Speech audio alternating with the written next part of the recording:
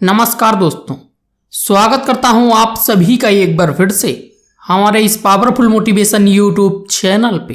दोस्तों, आज के इस वीडियो में हम आपको चाणक्य नीति और वास्तुशास्त्र के अनुसार बताएंगे कि घर में गरीबी की कौन सी 3 खास वजह बनती हैं जिनके कारण व्यक्ति तबाह बर्बाद हो जाता है और वो जीवन में कभी भी सफलता प्राप्त नहीं कर सकता है।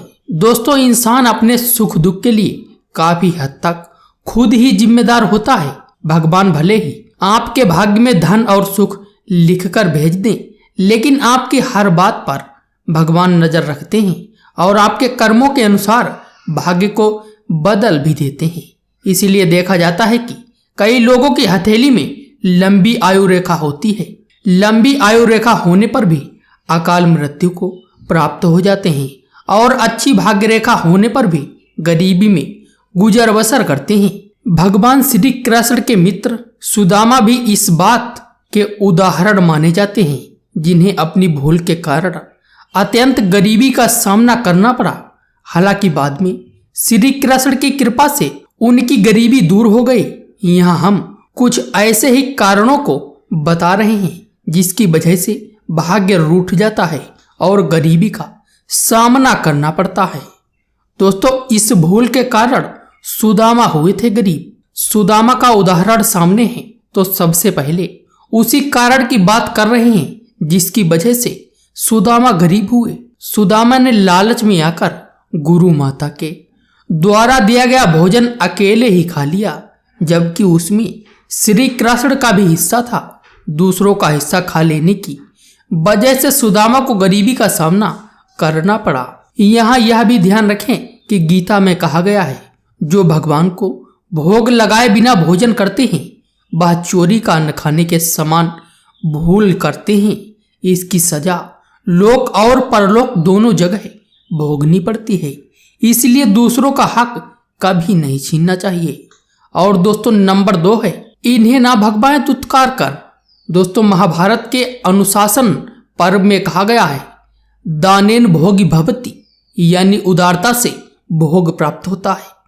भूखा और गरीब आदमी घर के द्वार पर भोजन मांगने आए और उसे तुत्कार करके भगा देना महापाप माना गया है।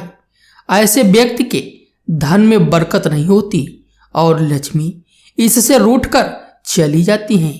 और दोस्तों, नंबर 3 है, पुरुष ना करें यह भूल।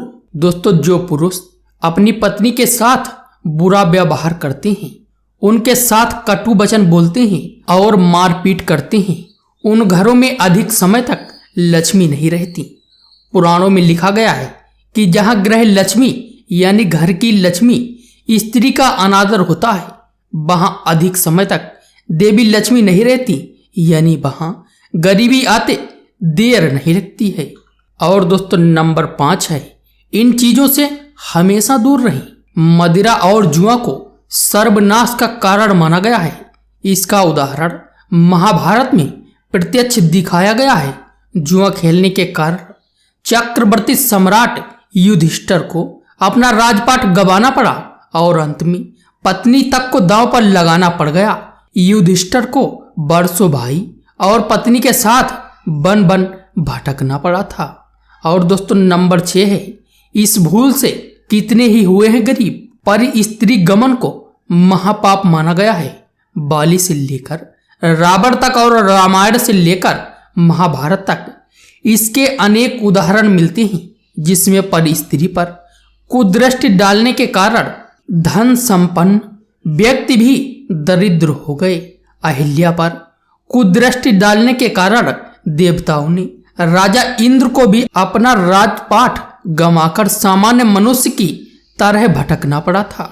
इसलिए शास्त्र कहता है कि ये 5 ऐसे महापाप हैं जो लोक परलोक और अगले कई जन्मों तक मनुष्य को दरिद्र बना देते हैं। इसीलिए इनको करने से आप हमेशा बचें।